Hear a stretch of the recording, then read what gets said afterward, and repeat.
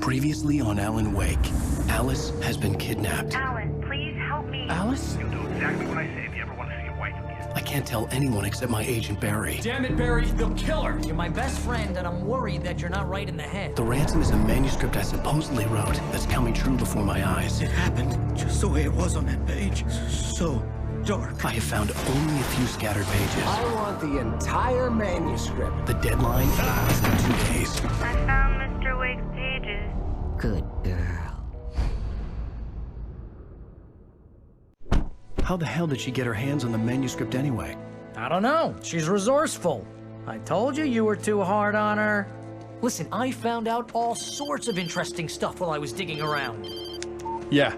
Mr. Wake, it's Sheriff Breaker. We have an FBI agent here, Agent Nightingale. FBI? He's anxious to see you. You'd better come to the station. Okay, I'll be right over, Sheriff. Let's make this quick, huh? Help you folks? Name's Randolph. I'm the manager. We're looking for Rose. Works as a waitress down at the diner. Rose, sure. Nice girl. Who wants to know? I'm Alan Wake. The writer, huh? I heard on the radio you were visiting. Well, I'll show you her trailer. That Rose, she's a nice girl. Always pays her rent on time. As I was saying, Al, I found all sorts of weird stuff from the local newspaper's archives. This place is crazy. Disappearances, mysterious deaths, urban legends come true, and get this, most of this stuff takes place around Cauldron Lake. Well, you ain't wrong, mister. The Indians thought the lake was a doorway to the underworld. I'm the God-fearing type myself. I don't hold with that sort of thing. Yeah, okay. Anyway, there was an island there owned by a guy called Thomas Zane. Now, some of the articles I found about him make him out to be a famous writer, but I ran a bunch of searches, couldn't find a single thing he wrote. Zane was heavily into diving, so much so that the place came to be called Diver's Isle. But the volcano under the lake erupted in 1970, and Zane went down with the island.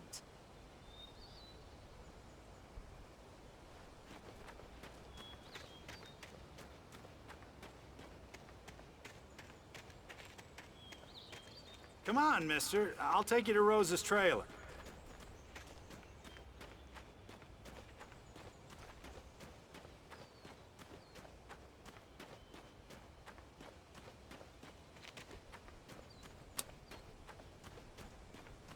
Just follow me. It's not far.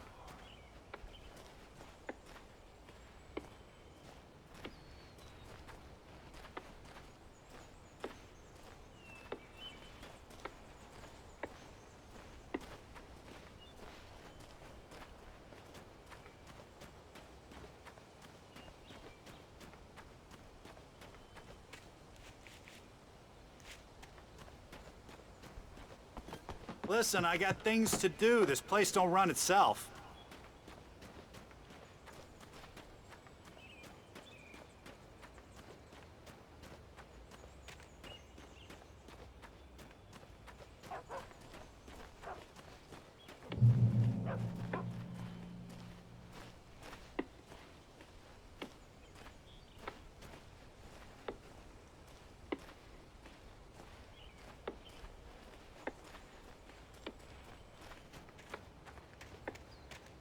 Yeah, how about that?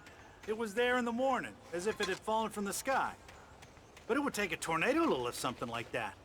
We're damn lucky it didn't crush any of the trailers.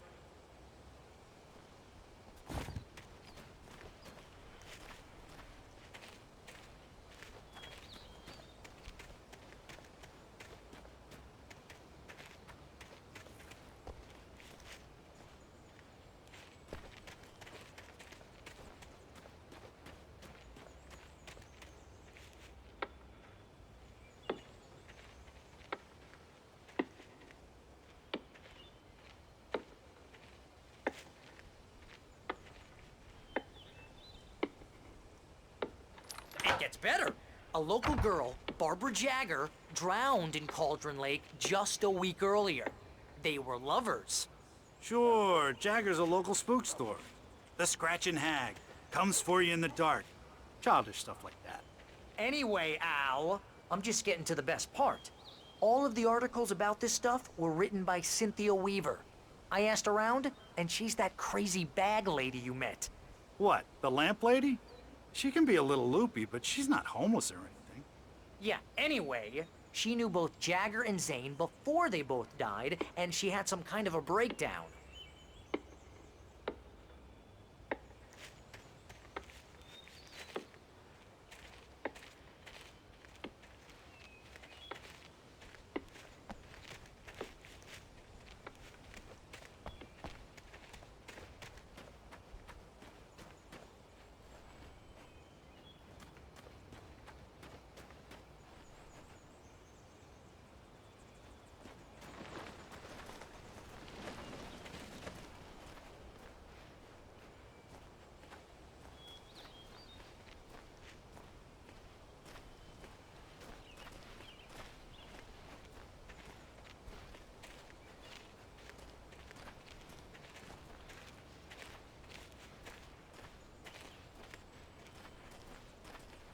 Well, mister, this here's Rose's trailer.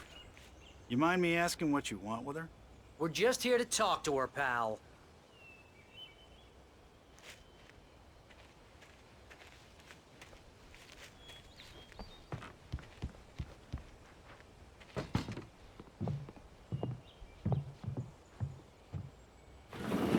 Welcome to...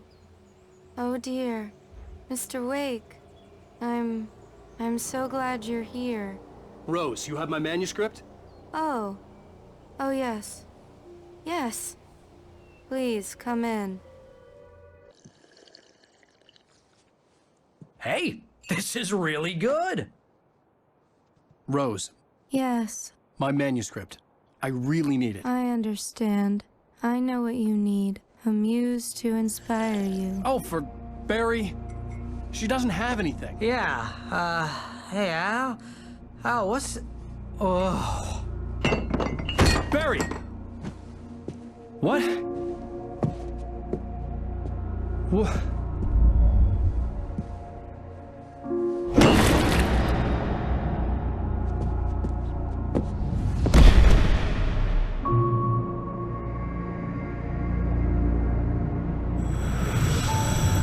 It's coming for you, hiding in my barber's skin.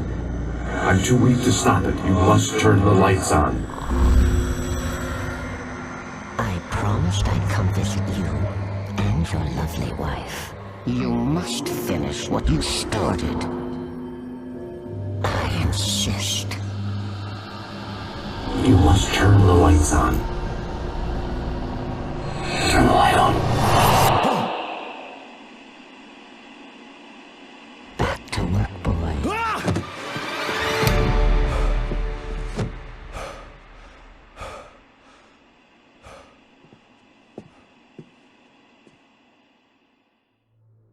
I felt nauseous, hungover. Only anger kept me going. I can't tell reality from dream anymore, but it seems I have an imaginary editor to help me. She's an old woman in a funeral dress. I call her Barbara Jagger. She's very strict. I'm writing faster and faster. My manuscript is being heavily revised. The edits are getting very aggressive, and each day there's less of me and more of her. I hate it, but I know she's right. She promises me I can save Alice this way. She knows more of this than I do. About the complex incantation I'm attempting. About this place. She's worked with another writer under similar circumstances, Thomas Zane. The genre of the story seems to be shifting. It's turning into a horror story. I'm getting close. I can feel it.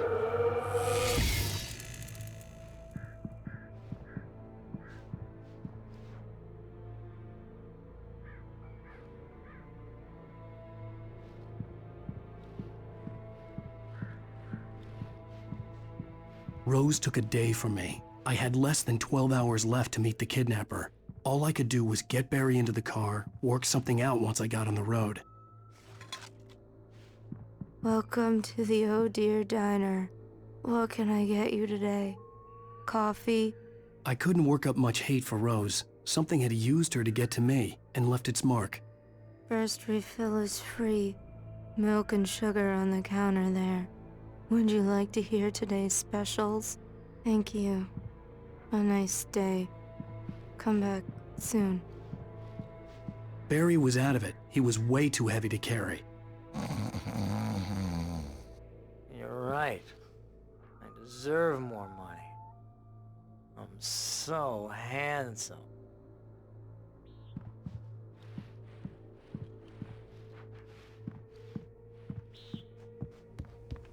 My gun and flashlight were gone. I'd have to find a way to get Barry into the car as quickly as possible. There was no time to waste. Mr. Randolph liked Rose. That little smile she had. How she was still sweet when life had tried so hard to make her bitter. It wasn't any of his business what she did in her trailer. But those strangers, the writer and his smart-ass sidekick, looked like trouble.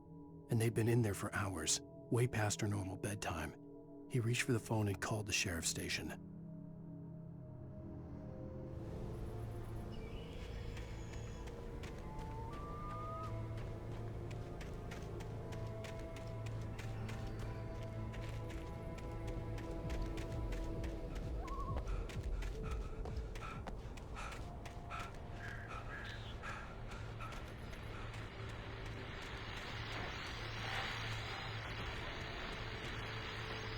I just stepped outside to catch a breath of fresh air, and let me tell you, the weather's getting heavy. Nights like this make me especially glad I'm here talking to you and not home in bed. Once the weather takes a turn like this, I can't sleep at all. It's all tangled bed sheets and dark thoughts, punctuated by the occasional plunge into nightmare. Is it just me? Well, perhaps it is. But I hope I can make the night a little bit easier to get through. Caller, you're on KBF FM. Hey, Pat, it's Walt Snyder. What's on your mind, Walt? Well, I ain't the way you are, but, I can't sleep either, you know? I just been staring out the window here, trying to make sense of it all, but, I ain't been drinking either, you know, I just... Well, you sound like a man with a problem, Walt. I had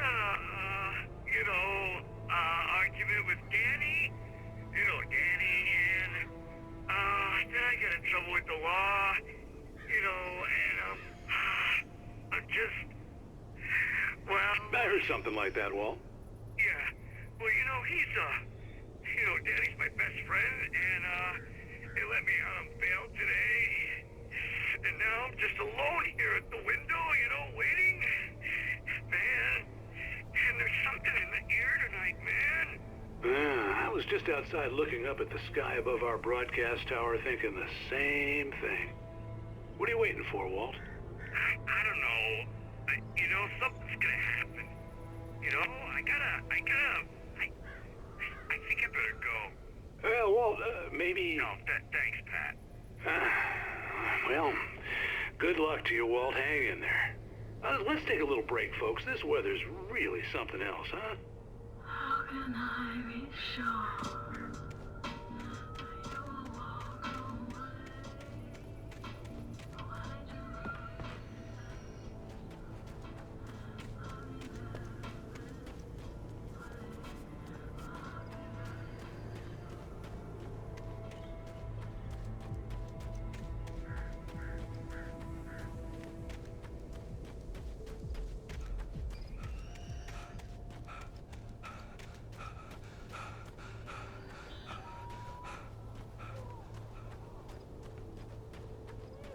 Oh, you're gonna get it now. God knows what you've done to that poor girl. This is Agent Nightingale, FBI! Get him up, Hemingway! You're under arrest. You move a muscle, I'll unload right in your goddamn face! Stay right where you are, Spillane!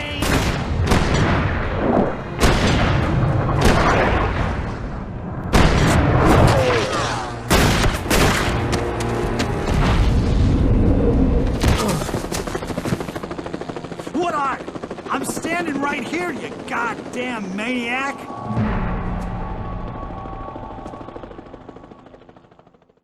I hated to leave Barry behind, but there was no way I'd miss my appointment with the kidnapper. Give it up, Mr. Wake! Come on! Make it easy on him! Get after it! Don't let him get away! Move it! Move it! Move it! I'll have you, John, if you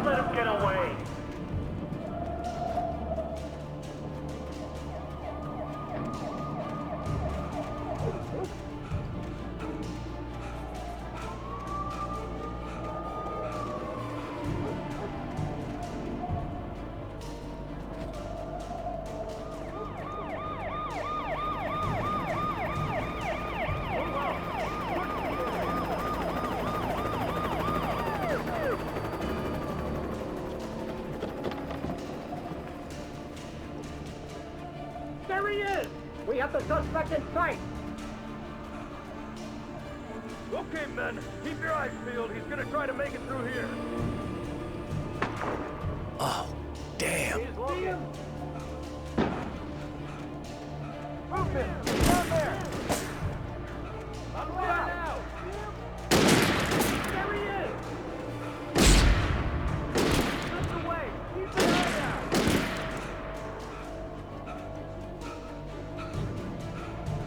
Over here! Right from here! God damn it! Where did he go? He slipped away! Keep an eye! I lost him!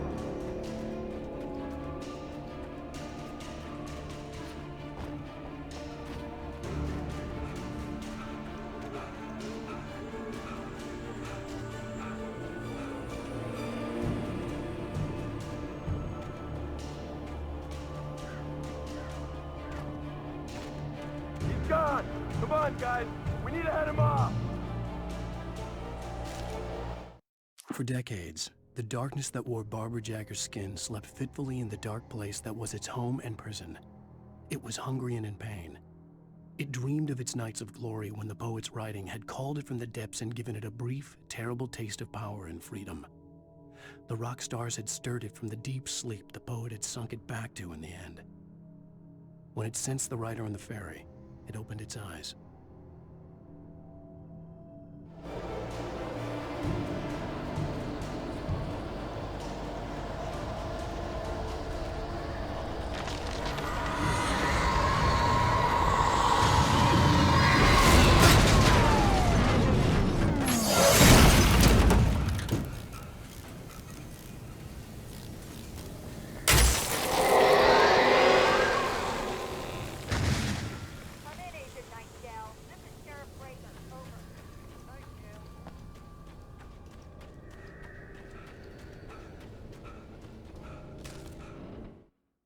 Mr. Randolph liked Rose.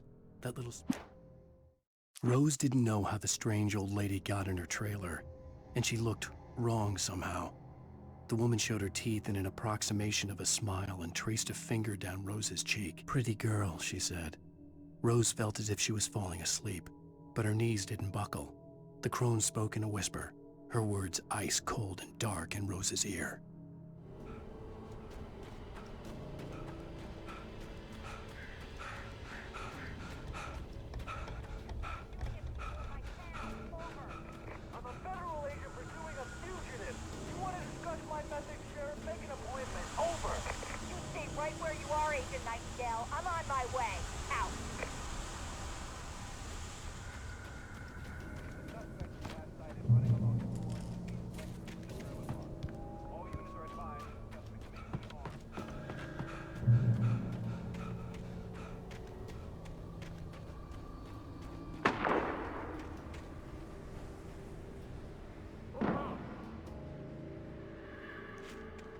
Search the area!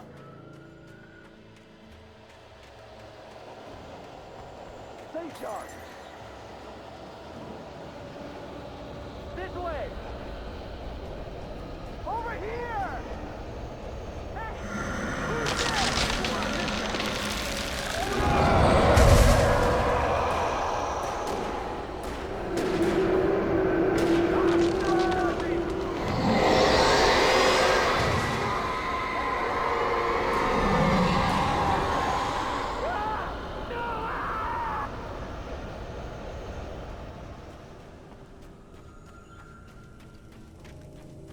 This horror was everywhere I went, circling me. The cops didn't stand a chance. They were after a writer, not a monster.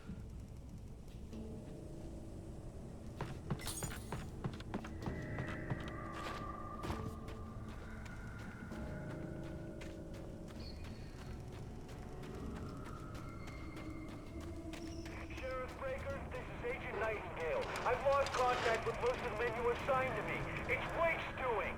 Wait, are you seriously telling me that geek writer just took out my deputies? Are you kidding? I mean, have you seen this guy? He wears a tweed jacket. Over. He's the guy we're chasing. If it's not him, who then? Bigfoot? Over. I don't know yet, but I'm not in the habit of jumping to conclusions. That tends to come back and bite you in the ass. Out.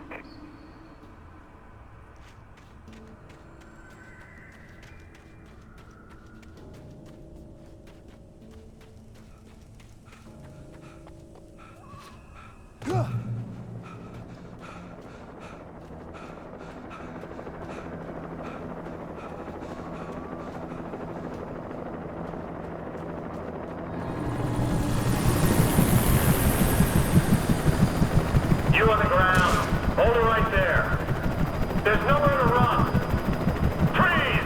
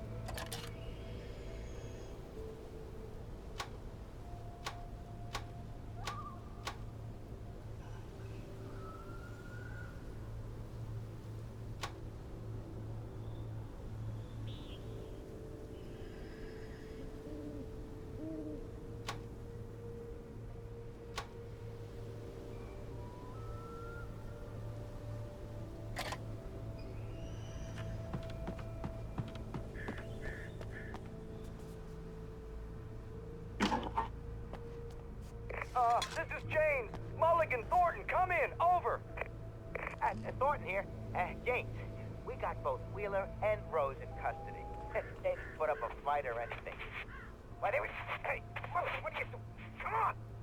Sit down and give me that. James, Mulligan here. Over. Go ahead, Mulligan. Over. We got Wheeler and Rose here. Wheeler's drunk or hopped up on something. Speaking of which, that Fed had a pretty distinctive whiff of Otis Scotch about him, if you know what I mean. Over. I don't have anything on that, Deputy Mulligan. Over. Well, whatever. Anyway, Rose is just being plain weird here. You better get Doc in to take a look at both. Over. Gotcha. You better get them here quickly. The, Fed's gonna want to interview Wheeler. Over. Oh, yeah, I'll bet he does. Looks like they have a lot in common. Mulligan out.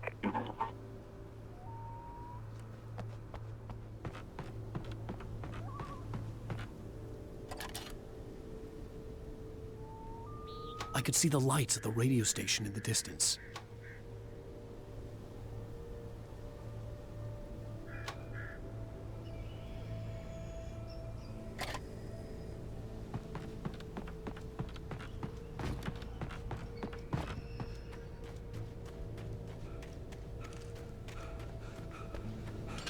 I imagined that the broadcast tower in the distance was part of the local radio station.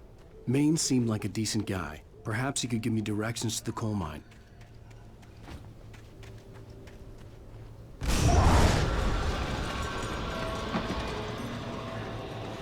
Unnatural shadows clung to the gate. The darkness that was after me was trying to stop me. I wouldn't get through without a light.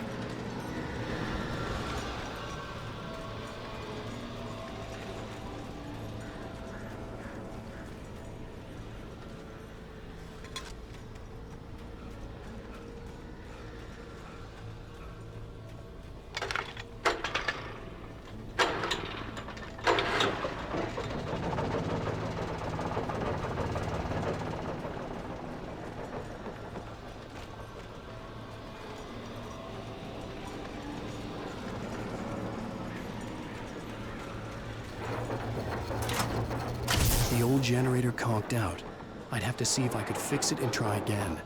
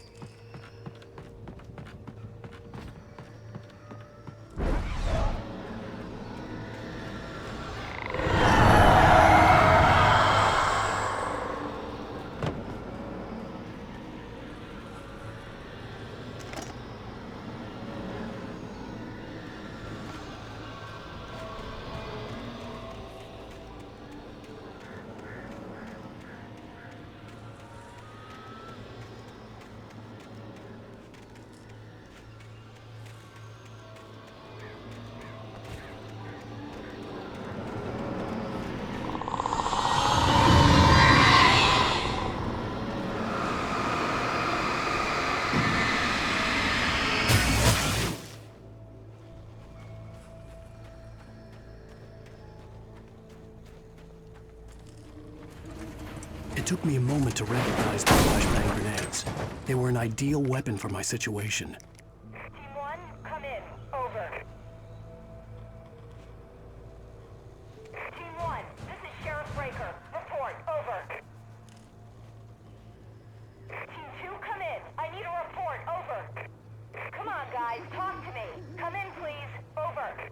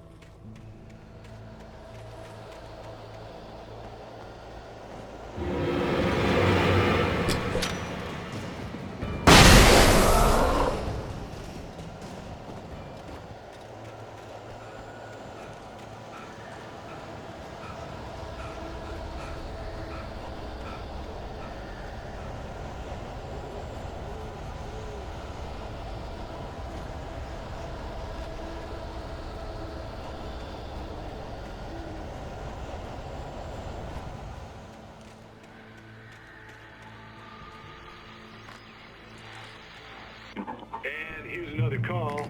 You're on KBF-FM with Pat Maine. It's Milt Peabody, Pat. What's on your mind, Milt? Well, I live near the trailer park, Pat, and there's a big ruckus going on over there. Well, that's just up the road from me, too. What's going on, do you know? I don't know, but there's a bunch of police cars there, lots of sirens, a helicopter buzzing around, and I think I heard some gunshots. Gunshots? Yes, sir, like from a pistol. So can you find out what's going on? Because it's just next door and they're popping off guns there. They're still shooting?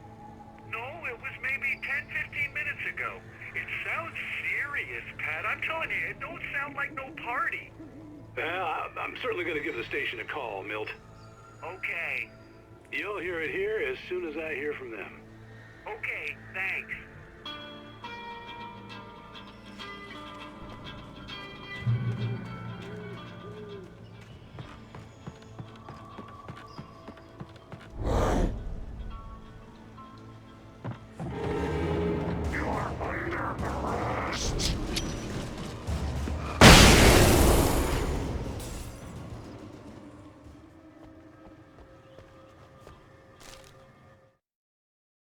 Touched by the dark presence, Rose was lost in a dreamland where everything was drawn in black and gray crayons. The old lady had promised her that all her wishes would come true. She would be Alan Wake's muse. She was smiling so hard it hurt her face. She crushed a bottle full of sleeping pills into the coffee. Deep down inside, she was screaming in terror.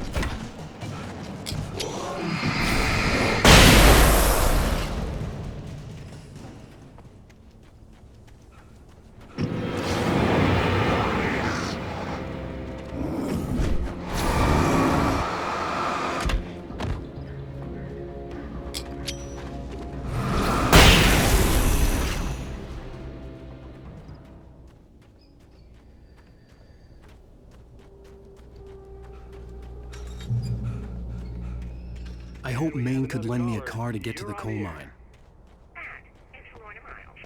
Why, hello, Lorna. What do you have for us? Well, I just don't see why the cops bother with the trailer park. What do you mean? It's a trailer park. Of course you're going to have trouble in a place like that. I mean, what do you expect? The sheriff should be helping us normal citizens instead of wasting resources on those people. Well... Let the trash sort themselves out. I'm sorry, but my granddaddy settled in Bright Falls in 1911. Well, thank you very much for that, compassionate viewpoint, Lorna. How can I be sure?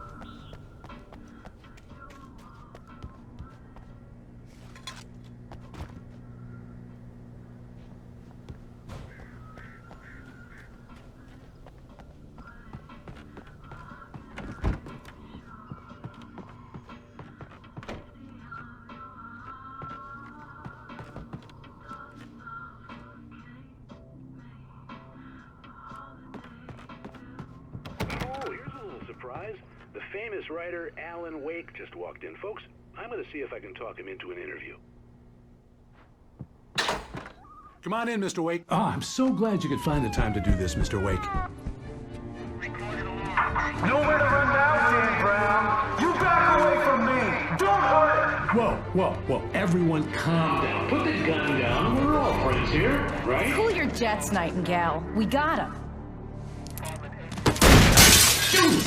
What the hell's the matter with you? There's a civilian in there.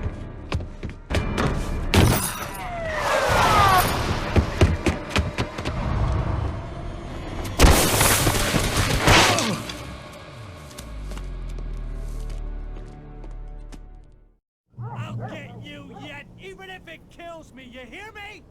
You hear me, H.P. Lovecraft? I had fallen off so many cliffs it was ridiculous. That's what you get for naming a book The Sudden Stop.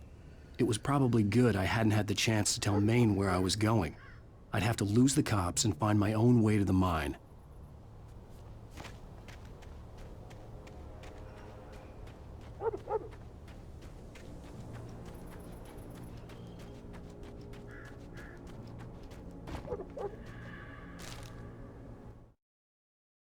Nightingale stared through the broken studio window into the dark woods.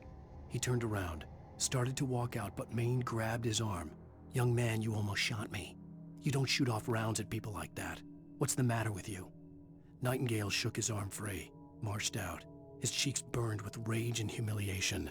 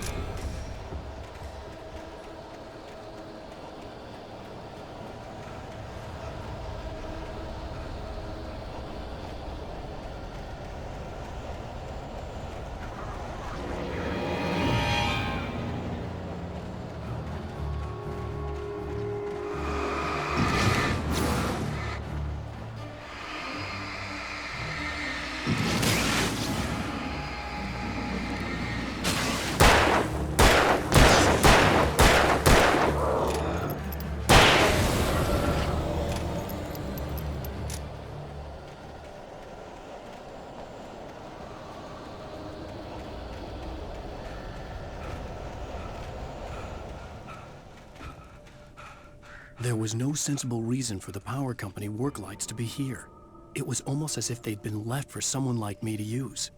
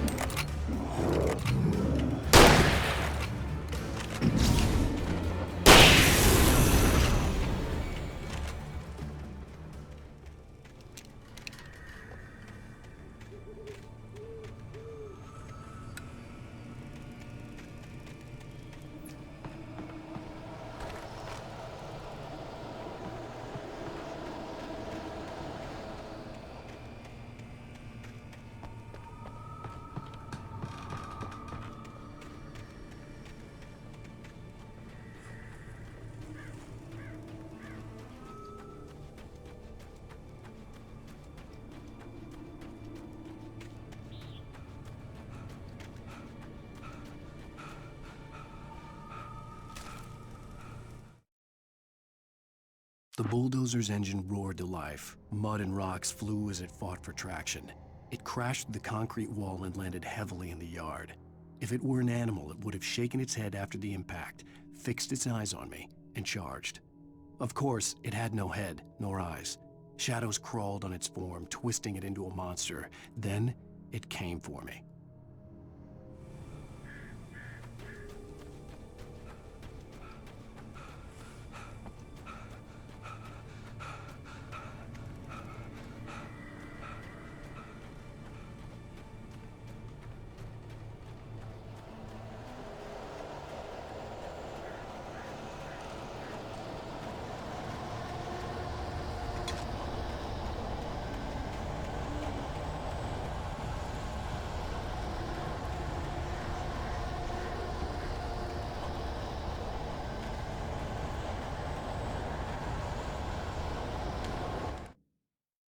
Sarah trusted her gut, and her gut said Agent Nightingale was an asshole.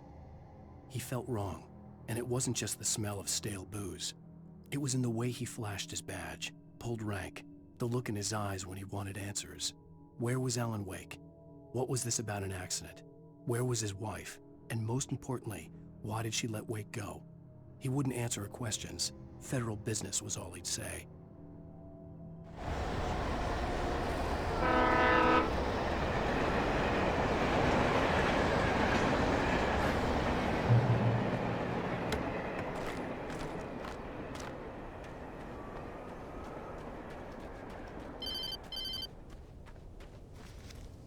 Hello? The most stubborn man I've ever met. Alice? Alice?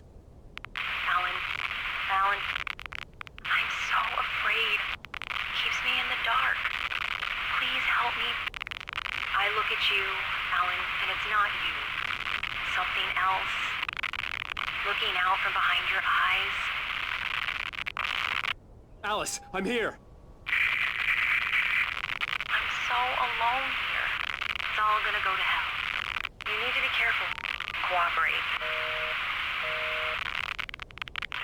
The connection had been terrible, but that wasn't the only thing that hadn't been right with the call.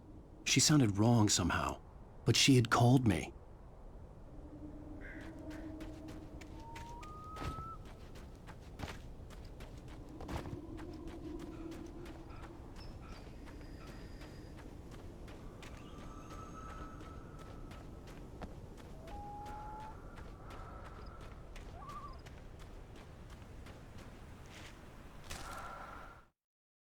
The pipe wrenched itself loose from the bridge's steel framework. Wrapped in darkness, it floated in midair, twitching. For a moment, I didn't understand what I was looking at. The heavy object lurched at me with impossible force. I threw myself out of the way, but just barely. When I turned my flashlight on it, it shook in a dark rage before it flew at me again.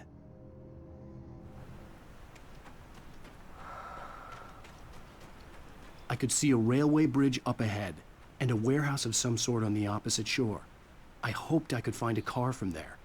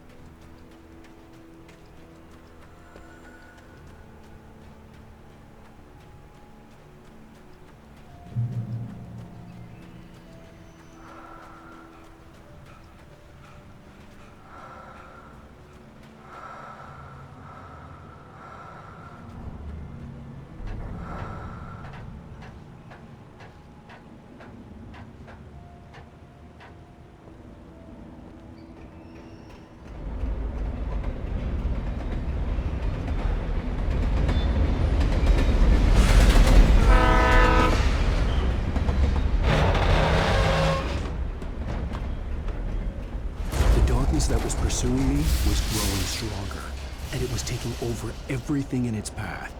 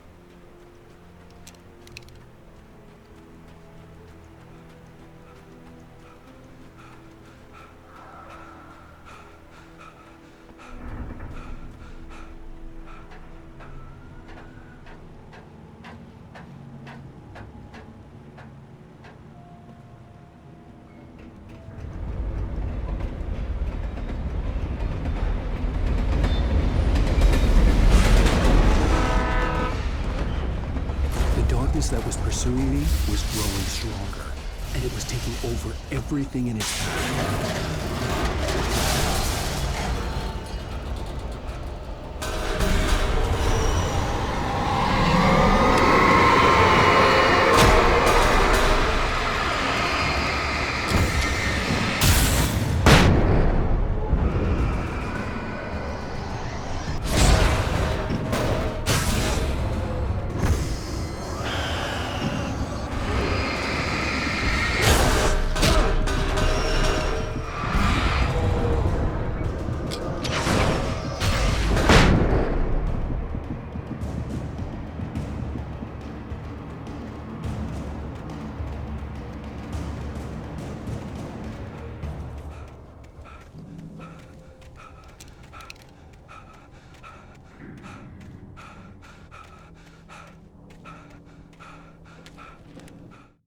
I slammed the door shut right in his smug face.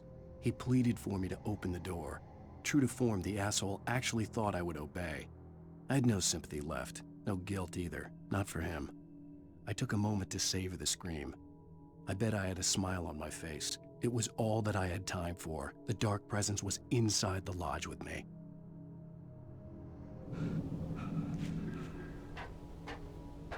As a teenager, just starting to get interested in writing, Stephen King had been a source of inspiration to me. I thought about all the inanimate objects that had come to life in his books. No one is safe in a good horror story. Certainly not the protagonist.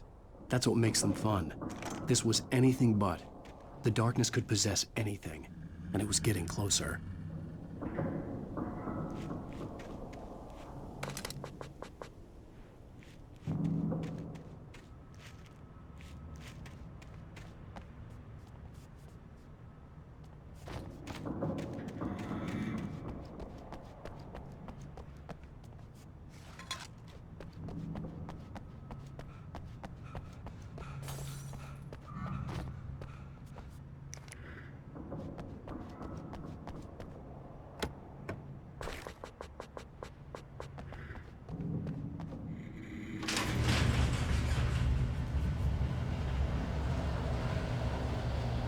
Did you call 911?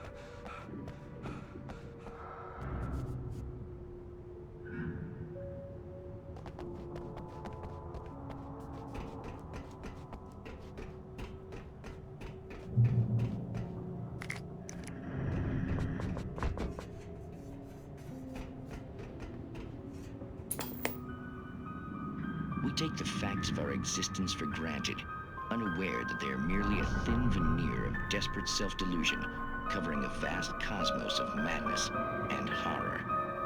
All too often, the stars are right. In Night Springs. Tonight's episode, A Family Occasion. Journalist Alvin Derleth's trip to study the local customs of an insular community in Night Springs has been less than successful. Until tonight.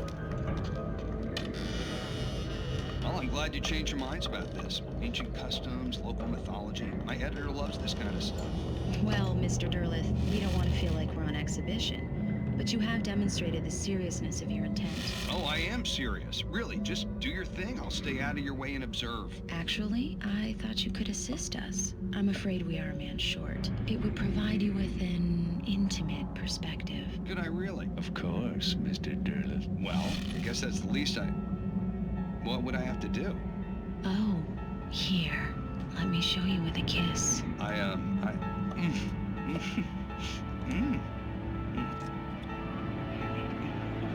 What did you...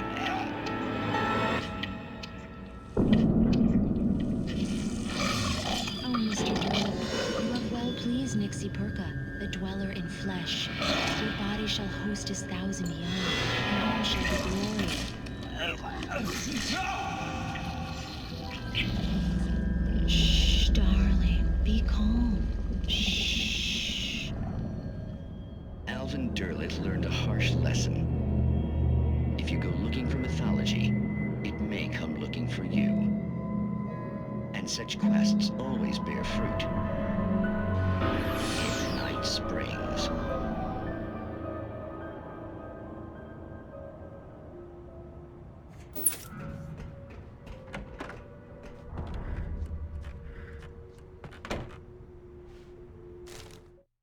The darkness surged towards me, sucking everything loose from the ground into its depths, tugging at my clothes. I saw the flare the kidnapper had dropped and threw myself towards it just as I felt my feet leave the ground. The darkness embraced me with the force of a tornado. Somehow I managed to light the flare. The darkness roared and cast me away. I fell toward the dark waters of the lake far below.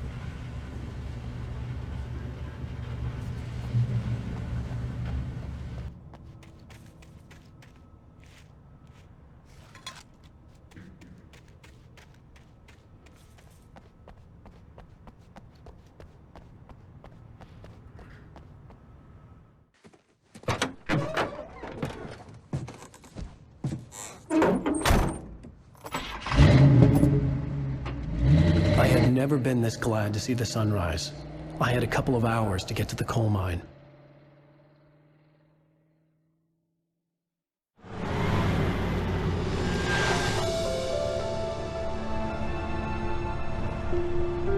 coal mine wasn't far now.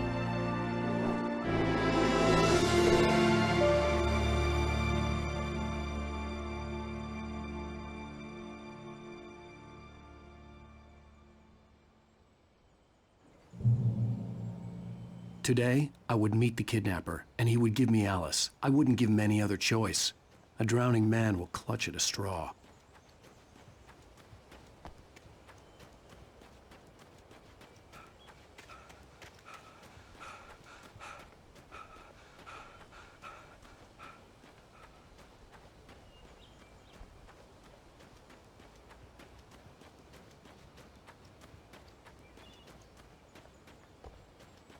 Even during daytime, I was being stalked. The bridge must have collapsed only moments after I'd crossed it.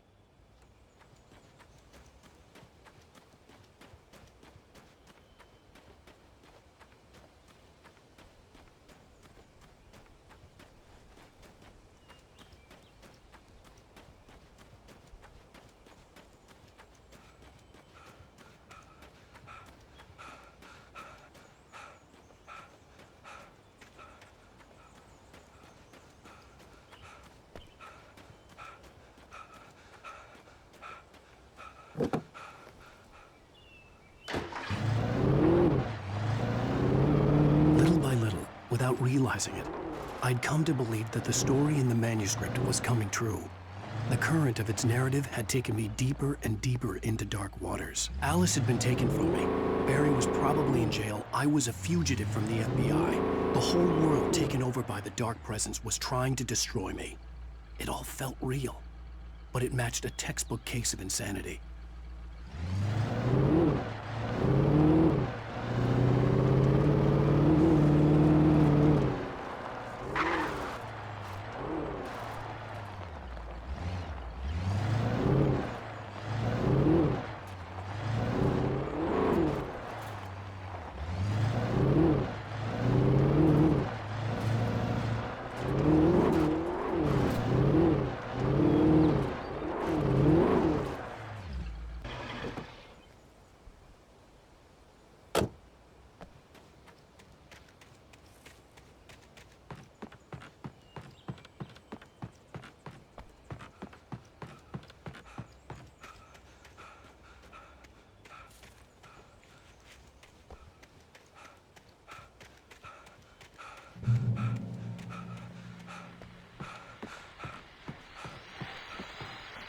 This is Pat Main, and you're listening to KBF-FM. Folks, I want to apologize for kind of abandoning you to that looping music track last night, but I was detained. You see, I encountered a big-shot G-man with an itchy trigger finger who could use a lesson in manners and a boot in the ass, not necessarily in that order either. Now, folks, I know I'm not being very informative here, and I apologize for that. I really should just keep quiet, but I'm just so peeved right now, because some people just shouldn't be carrying badges. And I'm just glad that our Sheriff Breaker was there to straighten things out. And if someone I met last night is listening, let me just say, I'm sorry if my mouth got you in trouble. I'm pretty sure you're not the bad guy here. Godspeed, son. I hope you know what you're doing. Now, on a lighter note, I'll be talking to Dr. Nelson all morning. But first, a little music.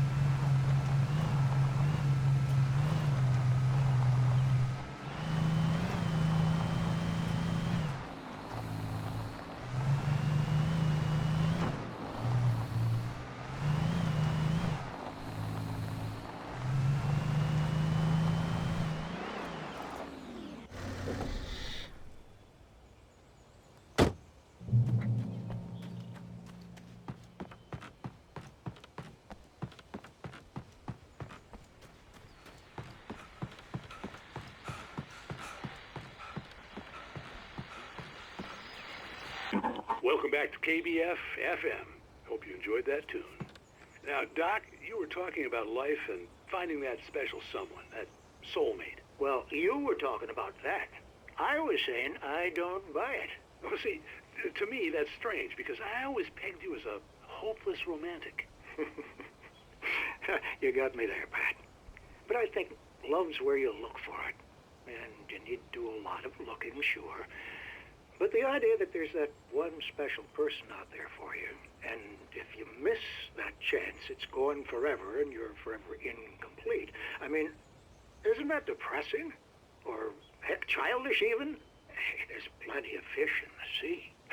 And apparently a fisherman has a fishing analogy for everything, but what you're saying, isn't that a little harsh? Well, no. What I am saying is that your potential for finding that connection isn't limited to what's essentially a chance encounter. How is that harsh? Yeah, well, I guess that's a nice thought, but let me say something personal here. Okay. Now, well, I don't disagree with you exactly, but I can't really fit that together with what I feel, what I felt for someone, because she was the one. She was. And I let her drift away from me. Maybe I didn't put in the work, I don't know, but, well, since then, and it was a long time ago, but since then there hasn't been anyone, not like her. And I'm not saying I dwell on her or haven't moved on. I like my life. I'm not living in the past, but I do miss the way she completed me. You can't argue with the heart, Pat. I'm sorry, folks. I had kind of a scary experience last night, and let's just say it's shaken a few things loose.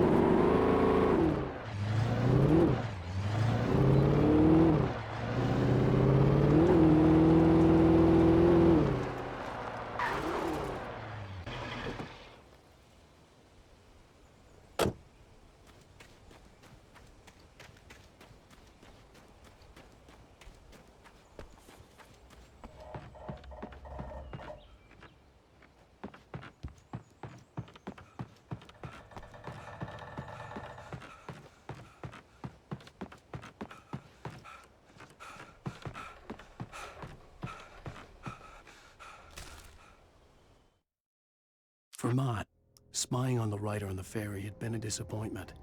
His boss had made Wake out to be something special, but Mott hadn't been impressed.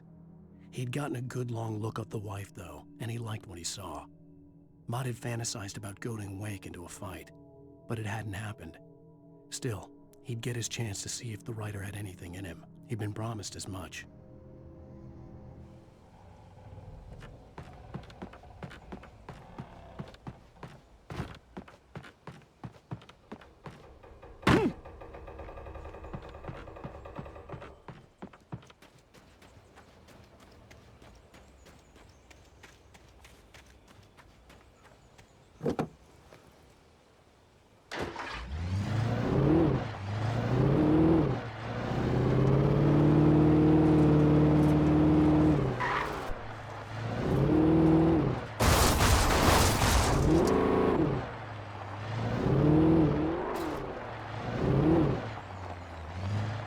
I was early.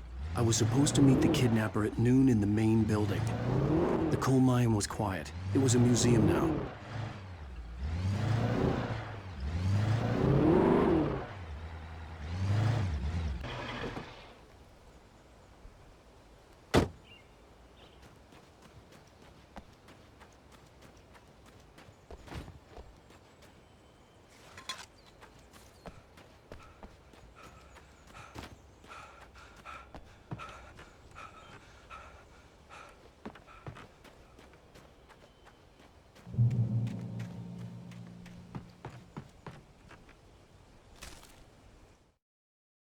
With Nightingale gone and the night wind blowing in through the broken studio window, Maine stared at Sarah.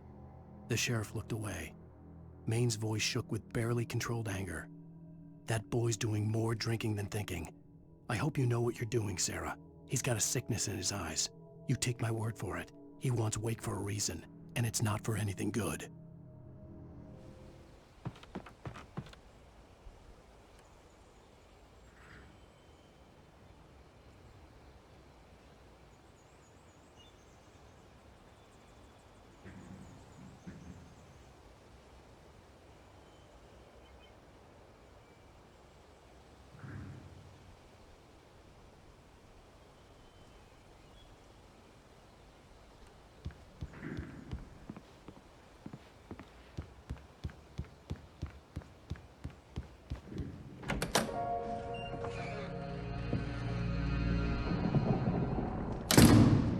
I didn't want to go outside. Cops had to be looking for me. The noon sun turned the place into a sauna. The day dragged on. Different scenarios ran through my mind. Ways of how I'd torture the kidnapper to get Alice back. Or the different horrible things he could have done to her. I imagined her dead. I had no way of knowing she was still alive. It was killing me. I was running on blind hope. It was all a waste of time. The bastard never showed up.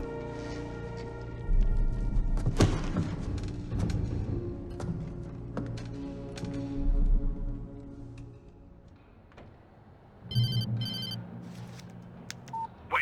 Where the hell are you? Change of plans. You know where Mirror Peak is? It's a big mountain north of where you are. You follow the path from the mine, you can't miss it. There's a lookout point there. I'll be waiting. I'm through being jerked around by you. You want to see your wife alive? Because if you do, you better watch what you say to me. Do we understand each other? I want to talk to Alice. Yeah, and I want the manuscript. Don't keep me waiting, Wake. Hello? Hello! Ah! I'm gonna kill him! I had to get to Mirror Peak.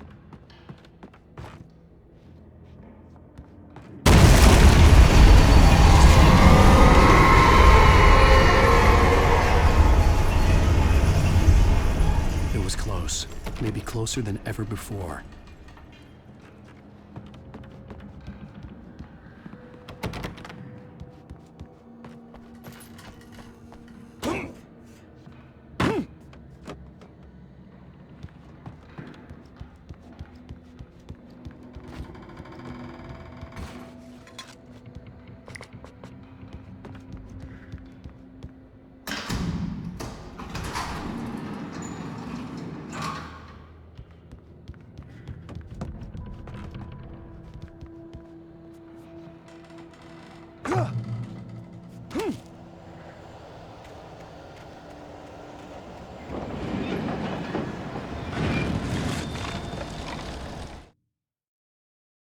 When Thomas Zane fell for Barbara Jagger, it happened fast. She was young, vibrant, and beautiful, full of life. He had never been a very happy man, and without any seeming effort, she had changed all that. Zane felt good for the first time in his life. Everything she did was another piece of a jigsaw puzzle he hadn't even known he'd been missing. And best of all, she made the words flow, strong and sharp. She was his muse.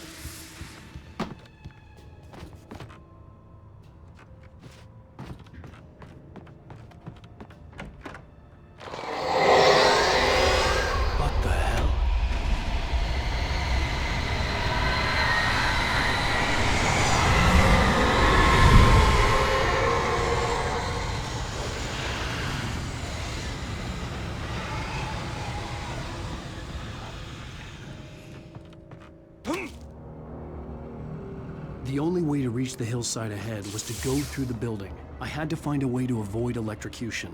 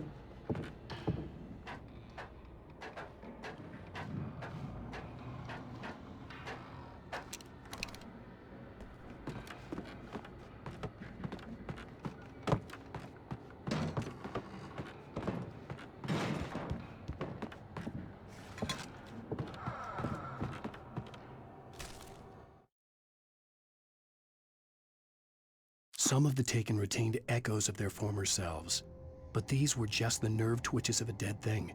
Nothing remained but a shell covered and filled with darkness. In most cases, these puppets were enough for the purposes of the dark presence. But for anything more elaborate, as with the writer, it was different. It needed his mind. And so rather than taking him over completely, it merely touched him.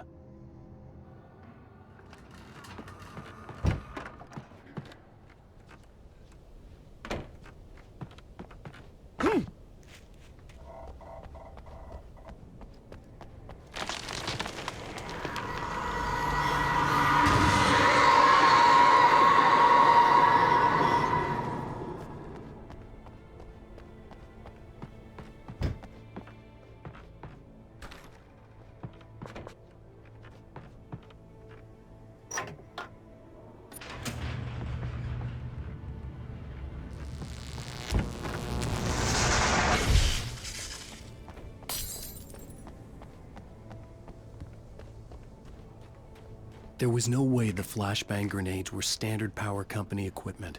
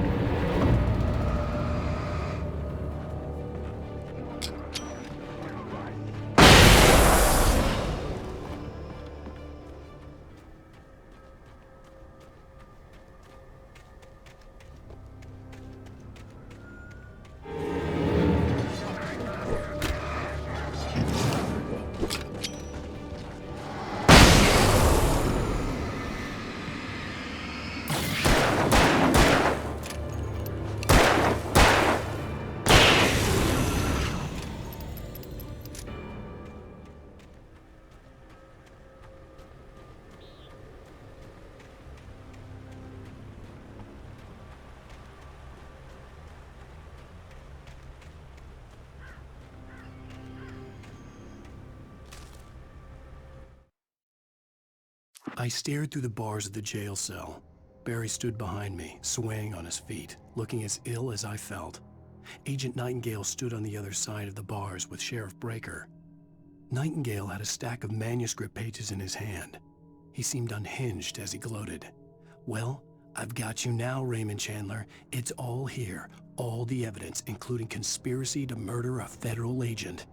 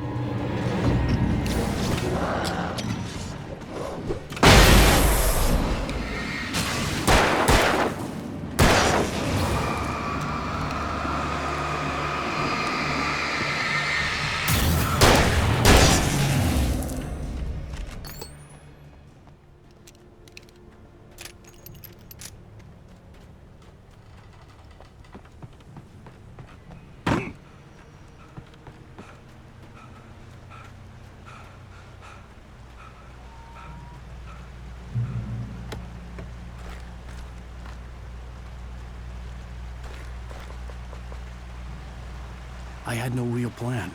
I was going to give the kidnapper all the manuscript pages I had for Alice. If that wasn't enough, I'd hold him at gunpoint and make him talk.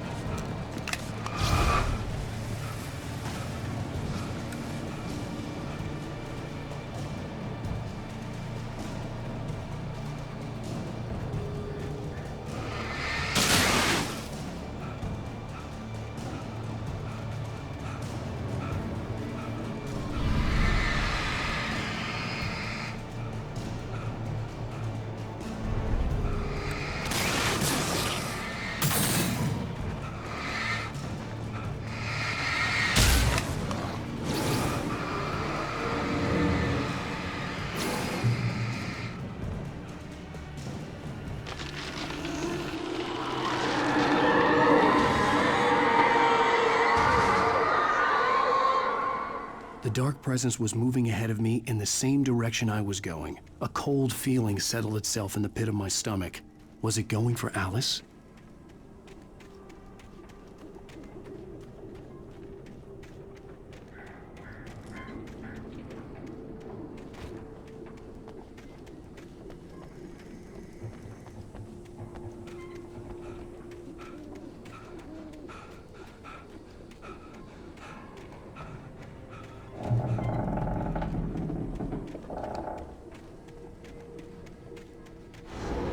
The graveyard shift may cause cancer.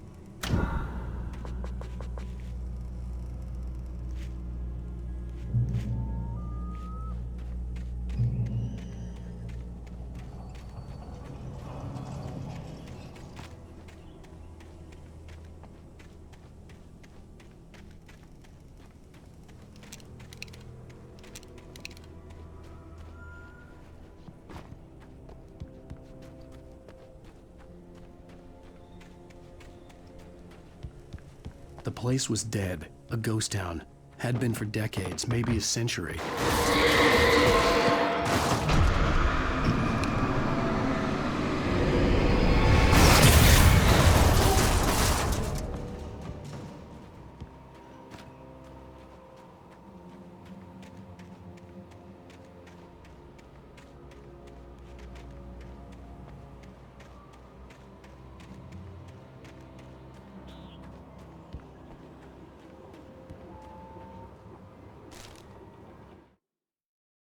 Things were never as simple in real life as in fiction. I had lost count of the times I had wished there'd be a clear reason for my writer's block. something to fight, something to lash out on. There wasn't. I was filled with doubt. I was nothing like the hero in my books. Alex Casey had gone through his life with single-minded determination, never wavering from his goal. Even now, I was angry at myself, angry at Alice, angry at Barry. I was fumbling and I had no plan.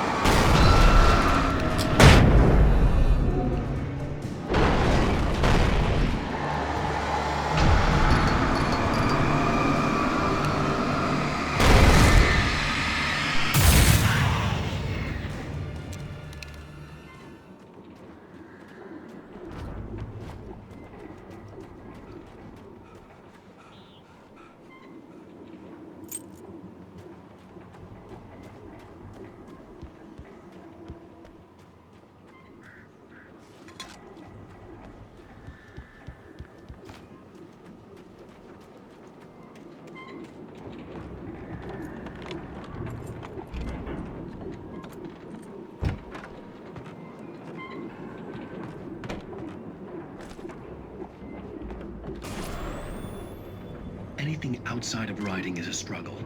I feel ill. I managed to make my way downstairs. There's a shoebox filled with books and papers by Thomas Zane. It's very hard to focus, but I managed to read some of it. He's a poet, and a good one.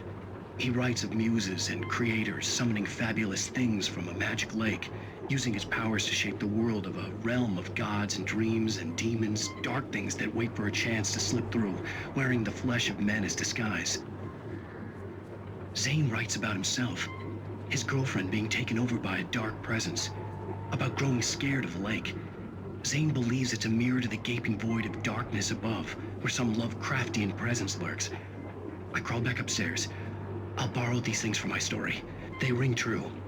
They fit.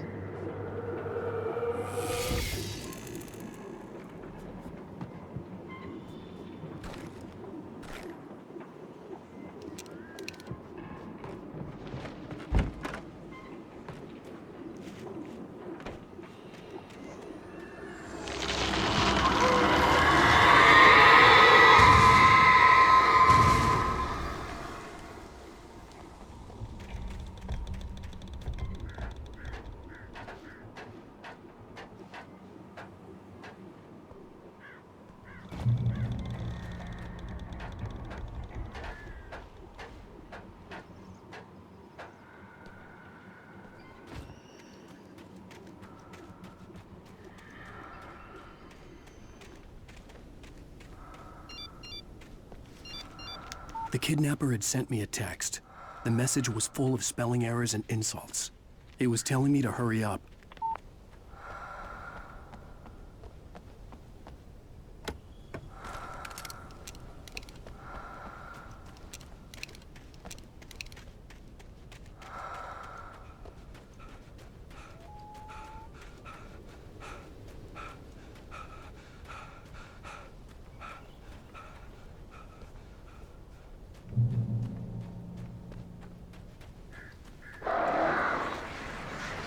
Birds.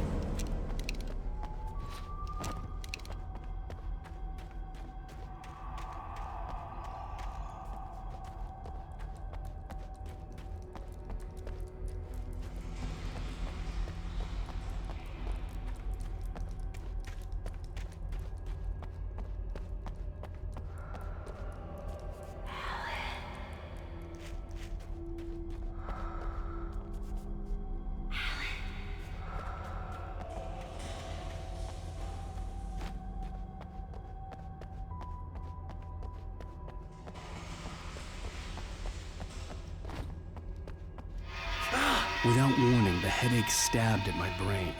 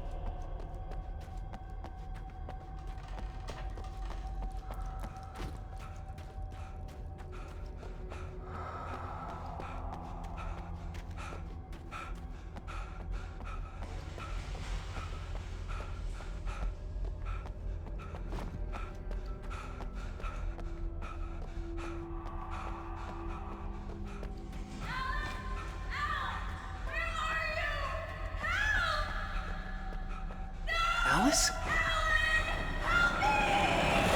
Alice!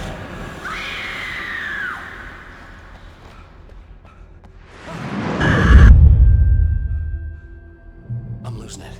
I gotta get out of here.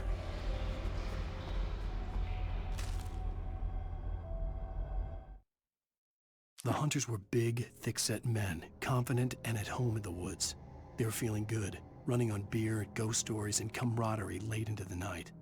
It did them no good, as they were taken by the dark presence, sucked deep into a darkness far worse than any ghost story they ever told or heard.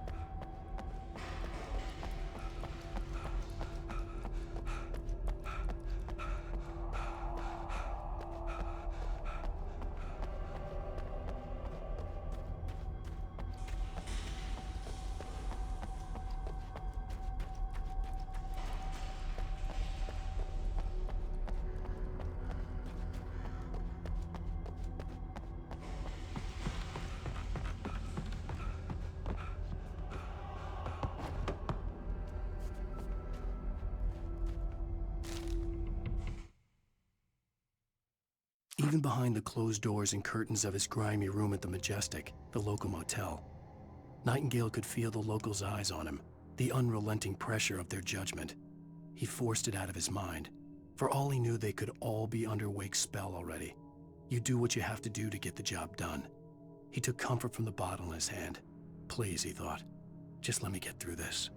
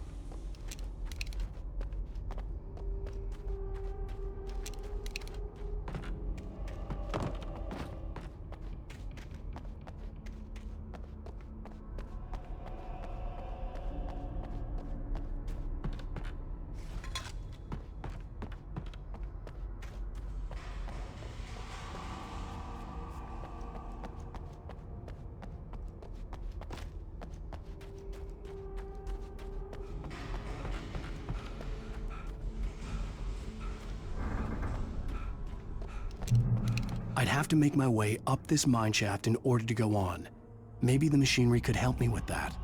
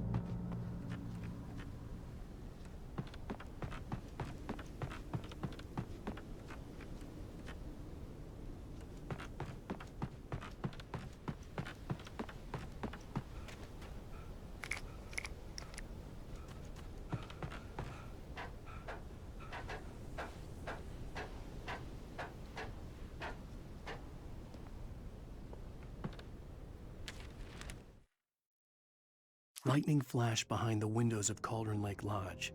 Tor Anderson laughed and held the steel hammer above his head. Nurse Sinclair was trying to calm him down without success. Tor grinned madly and shouted, "My hammer's up. Here's a friendly poke from Molnir, wench." He brought the hammer down with all his might on Sinclair's head. "We're on a comeback tour, baby."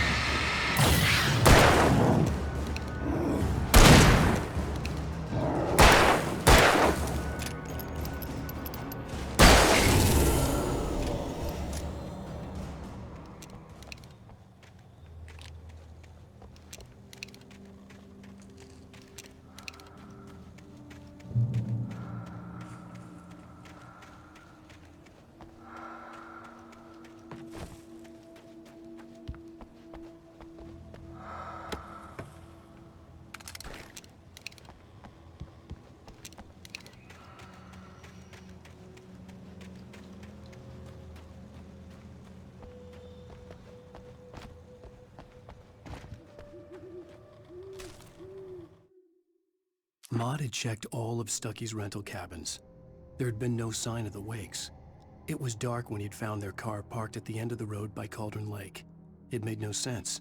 They must have taken a wrong turn, but there was no sign of them, and the car had been there for hours already. Frustrated, Mott stood on the rotten ruin of the footbridge that had once led to Diver's Isle before it sank beneath the waves years ago. The boss wouldn't be happy.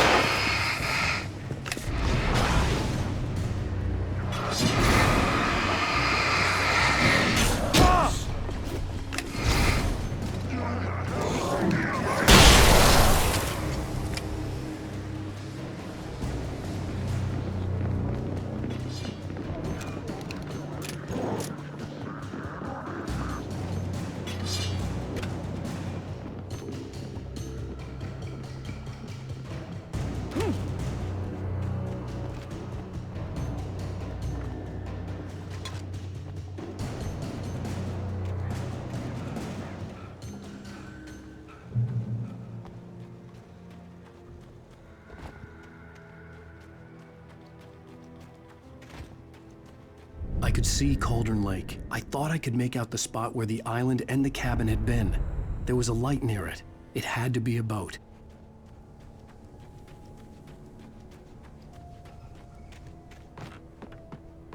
I was close now. I had to get there fast. I dreaded what I would find. I tried to hold on to Alice, but her form melted away. I was losing control. Dr. Hartman stood in her place. I wanted to hit him, but my arms were jelly. He smiled. It was a reassuring smile, and I hated him for it. I had to give you a sedative. Don't fight it. You went through another rough period. Right now, it's very important that you stay calm. We don't want you to have another episode. You're a patient at my clinic. Have been for a while now.